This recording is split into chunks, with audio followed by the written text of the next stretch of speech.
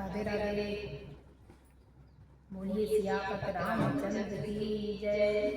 आइए मैं आप लोगों को राम भगवान और हनुमान जी का भजन सुनाती हूँ। देखना इस भजन के माध्यम से मैं आपको सुनाती हूँ कि राम भगवान हनुमान जी से पूछते हैं, सच सच बताइए लंका जलाने को किसने कहा था। देखिए हनुमान जी कैसे बताते हैं, माध्यम से भजन के सुनाती हूँ। जय श्री राम।